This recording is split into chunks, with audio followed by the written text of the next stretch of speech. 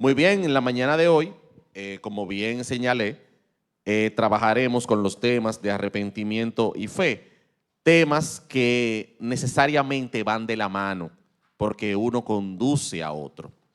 Y aunque en su bosquejo yo desgloso la fe y luego el arrepentimiento, vamos a comenzar a la inversa para facilitar una mejor comprensión. Y comenzaremos la mañana de hoy por el tema del arrepentimiento. Quiero que ustedes me ayuden en la mañana de hoy, tengan sus Biblias a mano, ya que leeremos varios textos. Trataremos de hacerlo lo más rápido posible y lo más fluido, tomando en cuenta el poco tiempo que tenemos, ya que realmente 45 minutos es poco para todo lo que Dios tiene que enseñarnos. No vamos a leer todos los textos, yo simplemente se los entrego a ustedes para que durante el tiempo devocional y de estudio personal en sus casas ustedes puedan profundizar en estos conceptos. Simplemente yo les doy la motivación, les doy el empuje en la mañana de hoy, pero somos todos nosotros los responsables de continuar en nuestras casas meditando en la santa palabra de Dios. La palabra arrepentimiento es una traducción del vocablo griego metanoia. ¿Qué significa metanoia? Es devolverse, cambiar de dirección, cambiar de mente, cambiar de voluntad y cambiar de actitud. Es decir, que la palabra la palabra arrepentimiento no es remordimiento, no es pena, no es un sentimiento. La palabra arrepentimiento apunta a una actitud racional en la vida del creyente. Implica un cambio de mentalidad, un cambio de actitud, un cambio de corazón, un cambio de disposición. Es cambiar de lo incorrecto a lo correcto. Y en consecuencia, la persona que se arrepiente bíblicamente se devuelve del pecado y camina hacia la justicia. Está transitando por una vida de pecado y cuando llega el arrepentimiento a su vida, él decide devolverse de ese camino y cambiar hacia el sendero de justicia y comenzar a vivir la vida que Cristo le ha regalado. Un comentarista llamado John A. Brodus, cuando explica el concepto de metanoia, el concepto griego, lo explica de la manera siguiente: donde quiera que esta palabra griega es usada en el Nuevo Testamento, la referencia es cambiar de mente y de propósito, cambiar del pecado a la santidad. Cuando usted escucha un testimonio, y los escuchamos aquí en nuestro púlpito constantemente, de personas que comienzan a relatar cómo ellos vivían antes de conocer a Cristo y luego cómo están viviendo ahora, ¿ustedes creen que esa persona lo hizo en base a su propio esfuerzo, en base a su propia decisión? Claro que no. Lo hizo por la gracia de Dios que lo llevó al arrepentimiento. Y luego veremos cómo se recibe ese arrepentimiento que Dios le regala. Y es en la fuerza del Señor que esa persona puede vivir esa vida, que puede experimentar ese cambio de mente, ese cambio de voluntad, ese cambio de disposición, ese cambio de actitud. Yo quiero que alguien me abra su Biblia y que se le pase el micrófono para que me lea en voz alta Segunda de Corintios, capítulo 7, versículo 10. Sí, Patricia. Porque la tristeza que es conforme a la voluntad de Dios. Porque la tristeza que es conforme a la voluntad de Dios produce un arrepentimiento que conduce a la salvación sin dejar pesar, pero la tristeza del mundo produce muerte. Así es. Ahí, ese texto, el apóstol Pablo nos explica cuál es la diferencia entre el verdadero arrepentimiento y el remordimiento. Cuando una persona está triste por su pecado, no significa que esté arrepentido. Una persona le puede decir a usted: yo estoy en tal práctica, póngale usted el nombre que usted quiera, el nombre del pecado que usted quiera. Pero el que esa persona lo diga, o lo confiese, o lo reconozca, no significa que esa persona está arrepentido. Una persona puede estar triste por su pecado Los que hemos sido testigos de casos de disciplinas públicas en las iglesias, cuando se nos comunica el caso de una persona que está siendo puesta en disciplina y que no se ha arrepentido, a veces se nos dice, tal persona está en tal práctica de pecado, se le ha confrontado, esa persona lo ha reconocido, está triste, pero no está arrepentida. Cuando los pastores nos comunican que esa persona no está arrepentida, lo que nos está diciendo es que esa persona, aunque está triste por su pecado, aunque reconoce su pecado, continúa en su práctica de pecado. Y aunque lo reconozca, no está arrepentido. ¿Por qué? Porque no se ha producido el cambio de corazón, el cambio de mente, el cambio de actitud. Lo que esa persona tiene en ese momento es la tristeza según el mundo que describe el apóstol Pablo. Y es una tristeza que conduce ¿a dónde? A la muerte, y es a la muerte espiritual. Y tenemos ejemplos bíblicos de personas que vivieron la tristeza según el mundo, que reconocieron su pecado, pero que no se arrepintieron. Y ustedes lo tienen en su bosquejo. ¿Quiénes son esas personas? El primero, Faraón. Faraón admitió que estaba pecando. Señores, y este es un caso relevante, fíjense bien, Faraón tenía un corazón sumamente endurecido. Y en medio de su endurecimiento de corazón, él reconocía que estaba pecando, pero nunca se arrepintió, nunca se devolvió del mal camino que estaba llevando, mantuvo su posición contraria a Dios y contraria al pueblo de Dios. Balaam admitió su pecado, como nos cuenta Números 22:34. Acán reconoció su pecado, Josué 7:20. Acán sabía que estaba en pecado. Cuando fue confrontado, Acán reconoció su pecado. Y fíjense lo egoísta que es el pecado y la falta de arrepentimiento. Acán no solamente sabía que estaba en pecado y que estaba consciente del pecado que estaba cometiendo, de desobedecer expresamente las instrucciones de Dios, sino que el pueblo en ese momento estaba expuesto al juicio de Dios. Él estaba siendo testigo de cómo el pueblo estaba siendo afectado por su pecado y aún así no se arrepintió. Y es importante dar este mensaje porque si hay alguien que está escuchando esta clase aquí en el salón o en su casa y está involucrado en una práctica de pecado, es importante que sepa que nadie peca en privado. Cuando formamos un cuerpo, y lo vemos en Acán, y no voy a abundar más sobre eso porque tenemos poco tiempo, como vemos en el caso de Acán, el pecado de Acán estaba afectando al pueblo. Y nosotros somos una iglesia, somos un cuerpo, somos un pueblo. El pecado de uno nos afecta a todos. Entonces es importante que tengamos la conciencia de que nadie peca en privado. Aunque creamos que como nadie nos está viendo, eso no afecta a nadie, sí nos afecta a todos. Y por eso es importante el arrepentimiento. Para el perdón del pecado, la sanidad de ese corazón arrepentido y la sanidad de la iglesia del Señor. Saúl, el rey Saúl, en 1 Samuel 15:24, llegó al punto de confesar su pecado, pero Saúl nunca se arrepintió. Y el joven rico, la Biblia nos cuenta en Lucas 18:23 que el joven rico, cuando Jesús le dijo, ve, vende todo lo que tienes, dalo a los pobres y luego ven y sígueme, el joven rico dice, la Biblia dice que el joven rico se alejó triste porque era muy rico.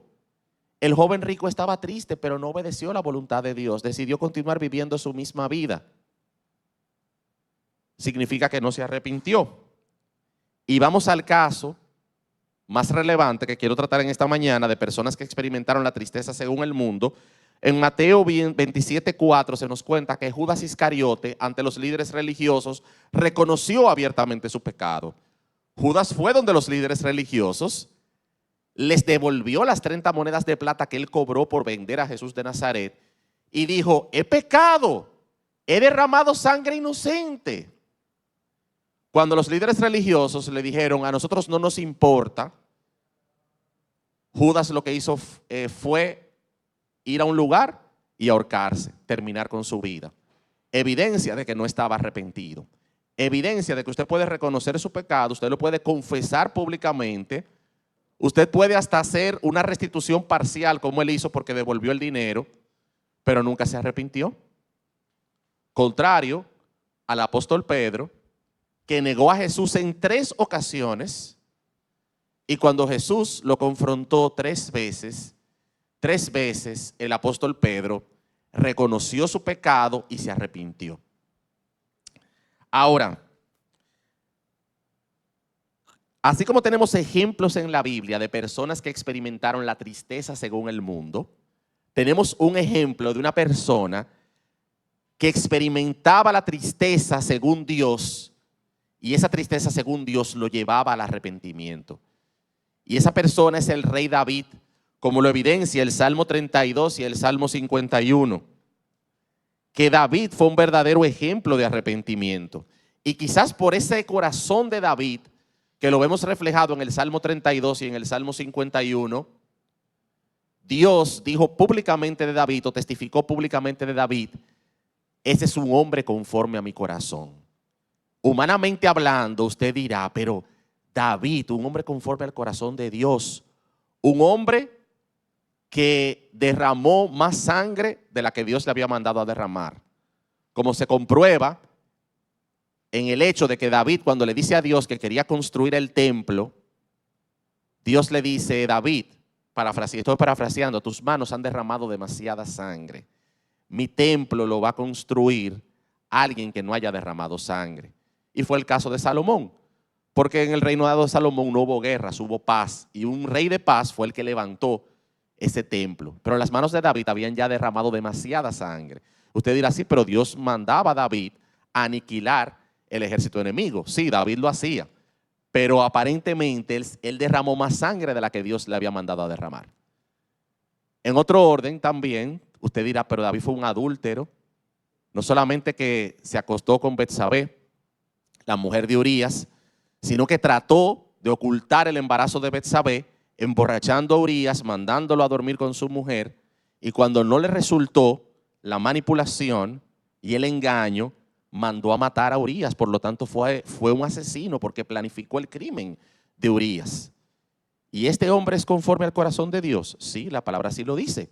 Lea el Salmo 32, lea el Salmo 51, usted ve a un hombre derramando su corazón delante de Dios. Y otra prueba de que era un hombre conforme al corazón de Dios es cuando David va donde Ornán le va a entregar el terreno para que David hiciera un sacrificio, se lo va a regalar. Y David le dice a Ornán, es que yo no puedo sacrificar algo que no me cueste nada. El sacrificio, el yo sacrificar implica pagar un precio. Y yo estoy dispuesto a pagar el precio y a comprar este terreno para poder sacrificar. ¿Por qué? Porque el arrepentimiento implica sacrificio. Cuando usted se devuelve del camino de pecado y comienza a caminar por el camino de santidad, implica un sacrificio e implica pagar las consecuencias del pecado. En la Escritura se ve el fruto de arrepentimiento como un comportamiento manifiesto. Alguien que me lea Mateo 7, versículo 20.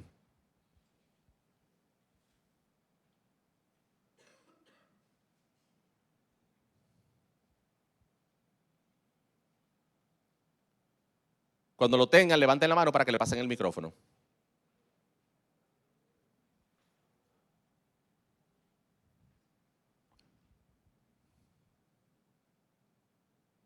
Así que por su fruto lo conoceréis.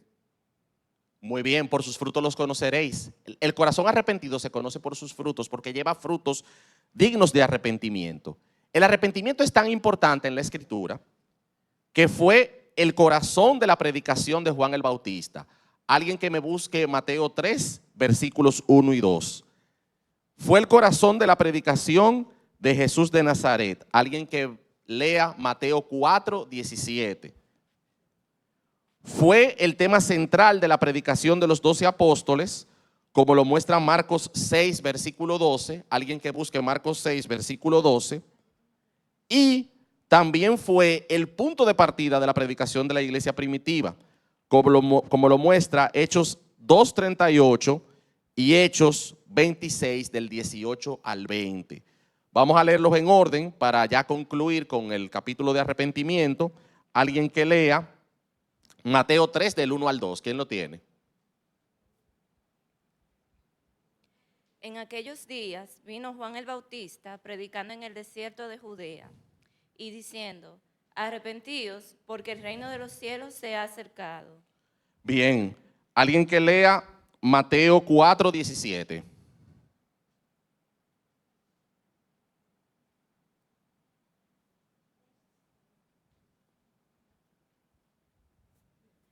Desde entonces Jesús comenzó a predicar, arrepiéntanse, porque el reino de los cielos se ha acercado. Marcos 6:12, para ver que los 12 discípulos en tiempo de Jesús predicaban también arrepentimiento. Marcos 6:12.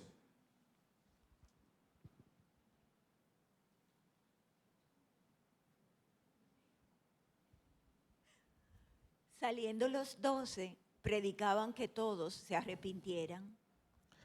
Y Hechos 2:38, para que veamos cómo Pedro, en su primer sermón, lo que hizo fue predicar arrepentimiento.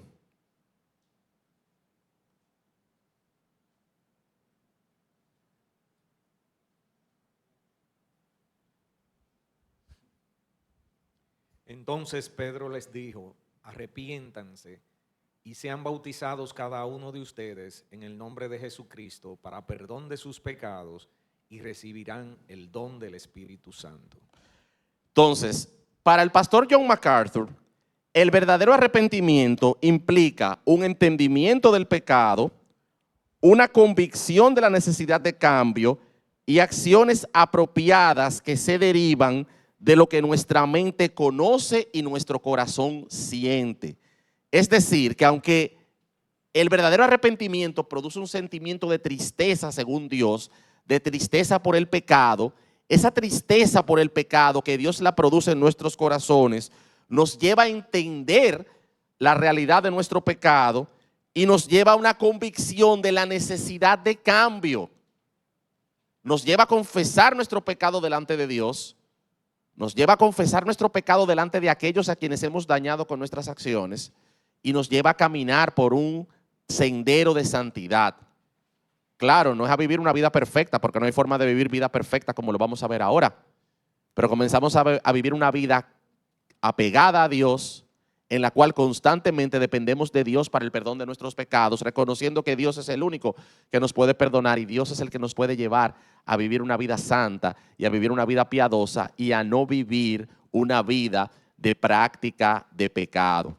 Entonces, lo más importante antes de pasar a la fe es que el verdadero arrepentimiento produce en nuestros corazones una tristeza que Dios es el que nos da esa tristeza. Y esa tristeza, según Dios, nos lleva a nosotros a un entendimiento de la realidad que estamos pecando, y ese entendimiento nos lleva a nosotros a declarar nuestro pecado delante de Dios, a devolvernos del mal camino, a caminar por un camino de santidad y a vivir una vida realmente transformada, como vemos la evidencia en las Escrituras y lo vemos en la vida diaria de la iglesia, cuando las personas vienen y testifican de lo que Dios ha hecho en sus vidas.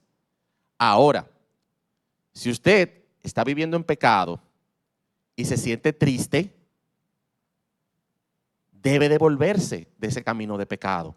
No se quede en la tristeza, porque si usted se queda en la tristeza, su caso va a ser como el de aquellos en la Biblia que reconocían su pecado pero no se arrepintieron. Su caso va a ser como el del joven rico. Su caso va a ser como el de Judas Iscariote. Su caso va a ser como el del rey Saúl, o el del rey Acán, o el de Faraón, que en medio de un endurecimiento de corazón reconocía que estaba pecando. No le permita al diablo ni a su carne llevarlo a ese punto, porque como advirtió el apóstol Pablo en 2 de Corintios 7:10, el texto que leyó nuestra hermana Patricia, esa tristeza del mundo por el pecado lo va a llevar a una muerte espiritual segura. No hace nada quedándose triste, usted no hace nada diciendo estoy en X o Y pecado y decirlo llorando si usted no se va a devolver de su mal camino. Ahora, ¿cómo usted se devuelve de su mal camino?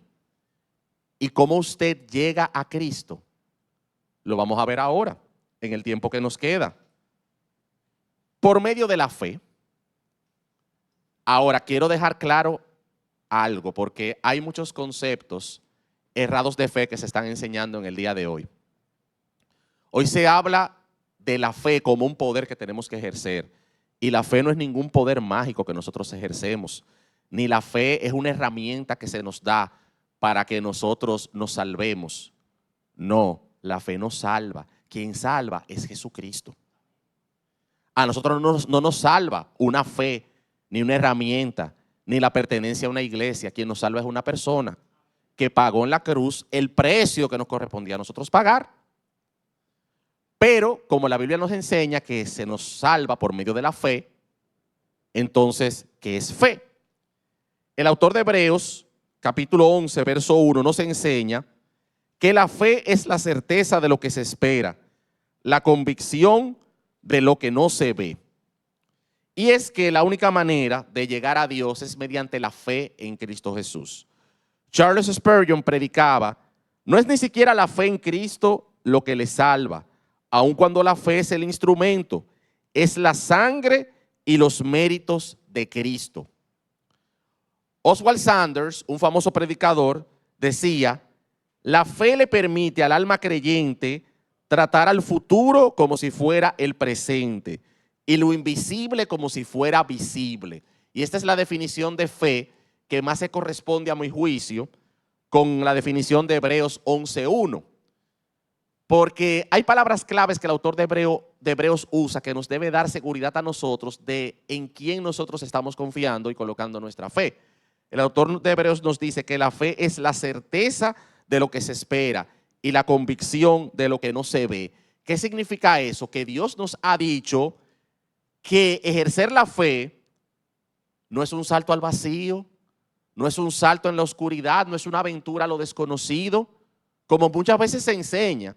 Yo he escuchado predicadores que desde el púlpito han enseñado, lánzate al vacío porque Dios te va a atrapar. No necesariamente es así, o sea, hay que ejercer una confianza en Dios, pero nosotros sabemos a quién le hemos creído, sabemos en quién le hemos creído. No es un salto al vacío, como yo se lo voy a explicar ahora. El griego no enseña eso. El vocablo griego que significa certeza es lo contrario a hipótesis. Mientras la hipótesis se apoya en una teoría, la certeza de la que habla Hebreos 11 se apoya en hechos. ¿Y cuáles son los hechos? Que Jesús se sacrificó por nosotros en la cruz y resucitó al tercer día. ¿De qué salto al vacío me están hablando? ¿De qué aventura me están hablando? ¿De qué camino desconocido me están hablando? No es un camino desconocido, es un camino que ya yo lo conozco por la santa y bendita palabra de Dios.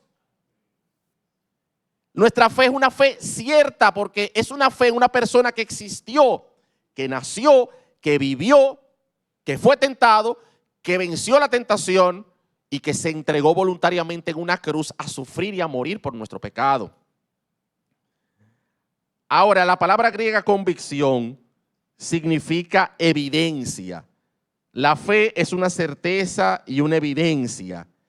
Esa certeza y esa evidencia la encontramos en la palabra de Dios. Y el vocablo griego evidencia, la convicción de lo que no se ve, que se traduce como evidencia, es el mismo término que nosotros los abogados utilizamos en los procesos legales en los cuales nos vemos involucrados. Un proceso legal, no importa la materia, para usted tener la razón, usted tiene que fundamentar sus argumentos en evidencias.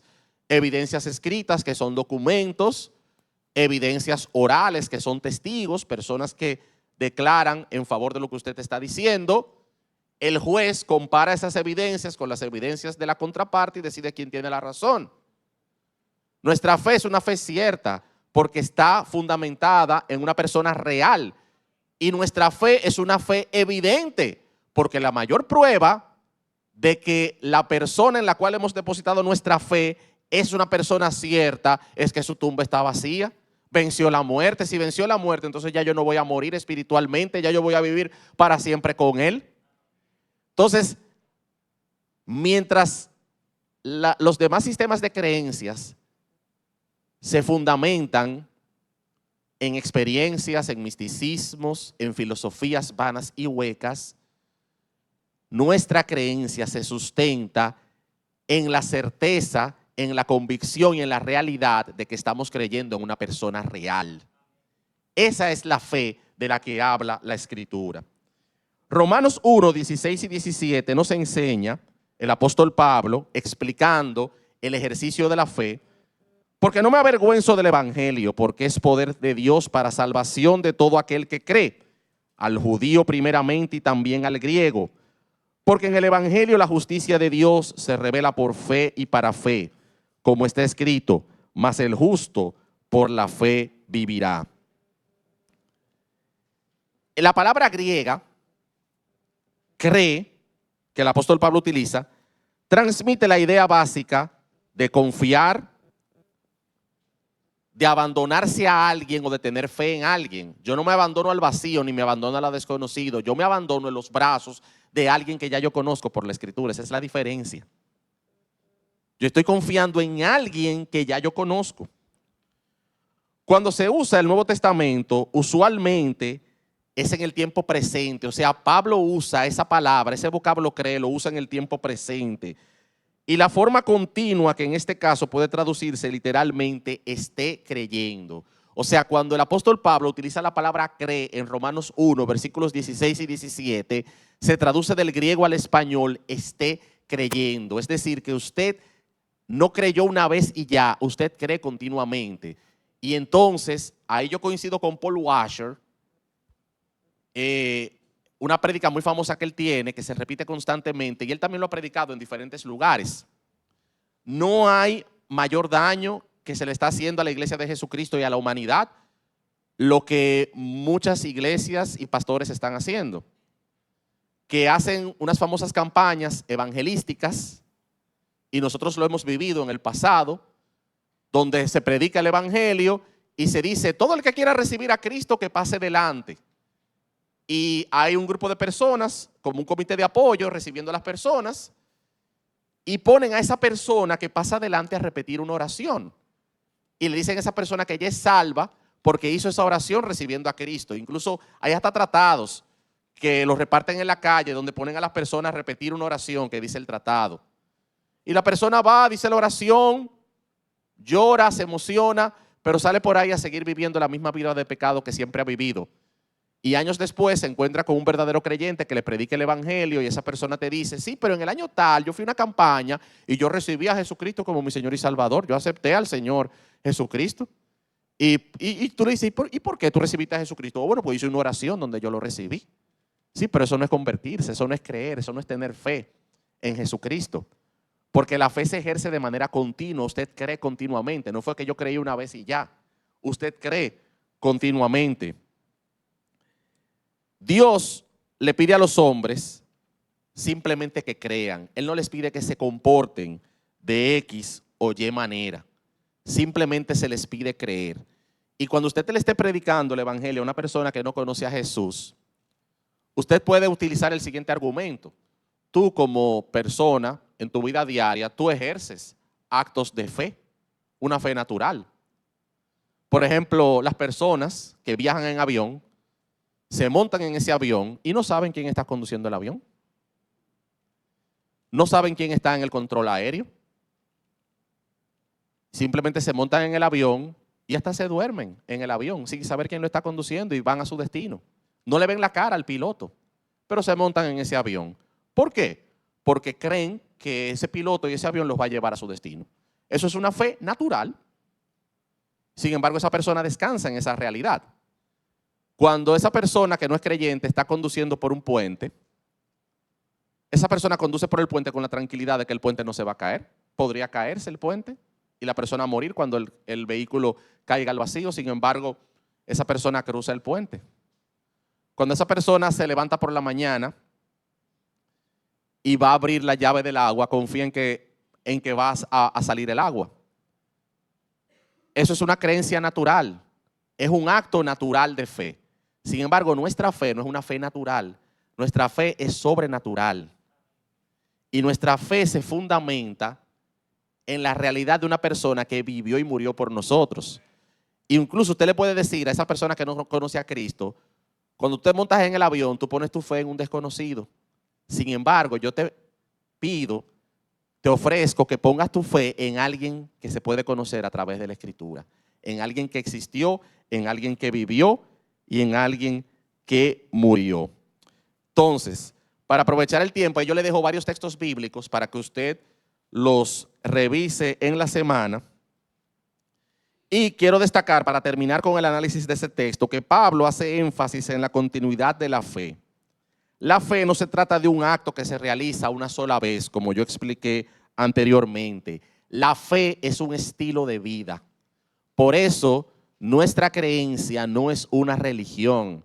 Nuestra creencia es un estilo de vida. El cristianismo no es un sistema de creencias que te acerca a Dios. El cristianismo es un estilo de vida que te lleva a caminar con Dios. Esa es nuestra fe. Esa es la persona que nosotros seguimos. La persona de Jesús nos ofrece un cambio de mente, un cambio de corazón, un cambio de actitud, que si creemos en Él, mediante la fe, nos va a llevar a una nueva vida con Él. Entonces, no se me puede quedar esto que voy a decir. Es importante saber, y lo vamos a ver ahora, que hay una iglesia tradicional o un sistema tradicional de creencias del cual venimos la mayoría de nosotros en República Dominicana, que nos enseña que usted puede ser salvo mediante las obras, que usted no necesita la fe, que simplemente usted haciendo buenas obras y haciendo el bien, usted puede ir al cielo a la presencia de Dios. Sin embargo, la Biblia nos dice que eso es imposible. Se lo voy a mostrar a través de la Escritura y a través de la evidencia de la vida de los hombres de las Escrituras. El apóstol Pablo en Efesios 2, versículos 8 y 9 nos dice: porque por gracia habéis sido salvados por medio de la fe, y esto no de vosotros, sino que es don de Dios, no por obras, para que nadie se gloríe.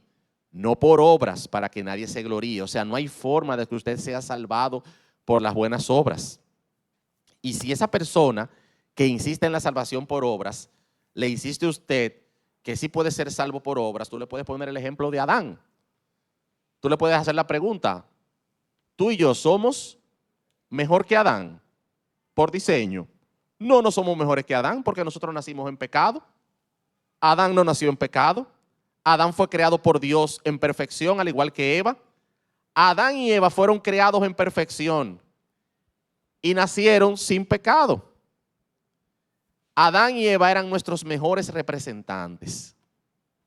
Sin embargo, nuestros mejores representantes fracasaron, no pudieron vivir una vida perfecta. Cuando se vieron ante la tentación, los dos sucumbieron y fueron derrotados por el maligno. Sin embargo, cuando el nuevo Adán, Cristo Jesús, vino bajo la promesa de Génesis 3:15, ¿qué hizo el nuevo Adán? No solamente que venció la tentación en el desierto, sino que venció la tentación durante toda su vida, al punto de llegar a la cruz y pagar el precio que nos correspondía a nosotros pagar. Esa condenación eterna que nos correspondía en base al pecado de Adán y con la cual nacemos todos, porque todos nacemos condenados a la perdición eterna, Cristo nos libró de esa perdición eterna mediante su sacrificio en la cruz. Entonces, si ya Cristo hizo la obra, ¿de qué obras me están hablando? Ahora, eso no significa que no hagamos el bien, porque Santiago lo dice, que una fe sin obras es una fe muerta. Se supone que si usted llega a los pies de Cristo y es salvo, usted comienza a vivir una vida de buenas obras. Somos salvados para las buenas obras, no por las buenas obras. Y las obras son una consecuencia y una evidencia de que nosotros nos hemos arrepentido y que hemos depositado nuestra fe en el Señor Jesucristo. La fe es simplemente nuestra respuesta a la salvación. Pero esa fe ni siquiera es de nosotros, pues es don de Dios. O sea, Dios decide salvarnos por su gracia. Gracia es recibir lo que no merecemos. Nosotros no merecemos ser salvados, pero Dios decide salvarnos. Y cuando decide salvarnos, Él nos da los recursos para poder ser salvos, que es la fe. porque nosotros no podemos producir fe. Es Dios que produce la fe en Cristo en nosotros. O sea, todo es obra de Dios. Aún nuestros actos responsables y nuestros actos aparentemente de nuestra voluntad no son de nuestra voluntad, son de la voluntad de Dios, porque ya Dios decidió en la eternidad pasada que íbamos a ser salvos. Es una obra exclusiva de Cristo en la cruz, aquí en la tierra, su resurrección aquí en la tierra y una obra de Dios en el cielo. No es una obra de nosotros. Nosotros no jugamos ningún papel en la obra redentora de Dios. El único papel que podemos jugar es viviendo un estilo de vida que evidencie que hemos sido salvados y que lo que hemos creído es una realidad en nuestra vida. La única cosa que una persona puede hacer que juegue algún papel en su salvación es el ejercicio voluntario de la fe, pero aún así es voluntad de Dios, no es voluntad de la persona, como bien señalé. Al aceptar la obra consumada de Cristo a nuestro favor, actuamos por la fe suministrada por la gracia de Dios. Ese es el acto supremo de fe humana, el acto que a pesar de ser nuestro, tiene su razón de ser en Dios, porque es su don dado a nosotros por gracia. Como nos enseña el apóstol Pablo, en su gracia Dios decidió que fuéramos salvos por medio de la fe en Cristo. Pero tanto la gracia como la fe son regaladas por Dios a nosotros. ¿Y por qué nosotros no podemos producir fe? No podemos producir fe porque estamos muertos espiritualmente. Nosotros nacemos muertos por nuestros delitos y pecados, muertos en nuestros delitos y pecados, ya nacemos condenados y muertos espiritualmente. ¿Cómo un muerto puede producir algo? No produce nada. Nosotros resucitamos a la nueva vida con Cristo el día que Dios decide salvarnos. Y ese día nosotros nacemos a una nueva vida. Entonces, tanto la gracia como la fe son regalos de Dios, porque nosotros por nosotros mismos no podemos producir absolutamente nada. Para concluir, la fe es el simple acto de respirar el oxígeno suministrado por la gracia de Dios. Dios decide traer una nueva vida, decide oxigenar nuestra vida y para Él hacerlo nos regala la fe. Entonces, nos quedan 3 minutos. Si hay alguna pregunta, vamos a aprovechar el tiempo antes del receso. Si alguien tiene alguna pregunta o algún señalamiento o alguna inquietud, este es el momento. Gracias, José Alberto. Sí, mi hermana. Muy preciosa tu clase. Gloria a Dios. Solamente para dar evidencias en las Escrituras de algo que dijiste, y es que cuando hay verdadero arrepentimiento, hay el asumir las consecuencias de nuestros pecados. Por ejemplo, David, cuando muere el niño con Betsabé, él adora. O sea, él reconoce, mi Dios es justo. Lo mismo pasa en sentido contrario con el pueblo de Israel, que cuando dice que pecó por no creerle a Dios para entrar en la tierra prometida, no es un arrepentimiento genuino porque no hay el asumir las consecuencias que Dios le dice, van a volver al desierto 38 años más. Entonces el pueblo no quiere volver, reconoce que pecó, pero no quiere esa consecuencia. Entonces algo que vemos en el verdadero arrepentimiento es el asumir las consecuencias de nuestros propios pecados, que siempre van a estar incluso con mucha misericordia. O sea que vemos al Señor. Y otra cosa que dijiste es, el verdadero arrepentimiento crea una dependencia de Dios, porque el mismo David en su Salmo 51, al reconocer que él es incapaz de obedecer por sí mismo, él le dice, crea en mí, oh Dios, un corazón nuevo, renueva un espíritu recto dentro de mí. Le dice, líbrame de homicidio. Él sabe que no va a poder hacerlo sin Dios. Así es, mi hermano. Es importante ver que en la Biblia el arrepentimiento de Judas no es Arrepentimiento, para que quede claro. Es remordimiento. Judas no se arrepintió. Exacto, no se arrepintió, es lo que se llama remordimiento y es una palabra diferente en griego Sí. al arrepentimiento genuino, que es el arrepentimiento de Pedro. Entonces eso es importante porque ni siquiera en los textos originales la palabra es la misma. Son Sí, dos palabras en griego diferentes. Eso lo explicamos correctamente, de que realmente la actitud de Pedro fue de arrepentimiento, la de Judas no fue de arrepentimiento, fue de remordimiento, y lo pusimos junto con varios ejemplos bíblicos de personas que experimentaron la tristeza según el pecado, pero no la tristeza según Dios, y por ende no se arrepintieron. Bien, mis hermanos, entonces vamos a orar para dar por concluida la clase. Tenemos nuestro tiempo de receso. Aprovechemos para acercarnos a aquellos hermanos que nos están visitando por primera vez. Y por último, hermanos, y vuelvo a repetirlo, si hay alguien que está en este momento llevando una vida de pecado, es importante que entienda que el sentirse triste por ese pecado, el reconocerlo, hasta abiertamente a un pastor o a un amigo, no lleva a un arrepentimiento. Esa tristeza simplemente conduce a una muerte espiritual. Hoy puede ser un día en que las personas puedan aclarar conceptos, entender lo que es el arrepentimiento, tomar la decisión de cambiar su mente, cambiar su corazón, cambiar su voluntad, cambiar sus emociones, ir en arrepentimiento delante de Dios mediante la fe en el único que puede perdonar pecados, que es el Señor Jesucristo, y comenzar a vivir una vida nueva para la gloria de Dios.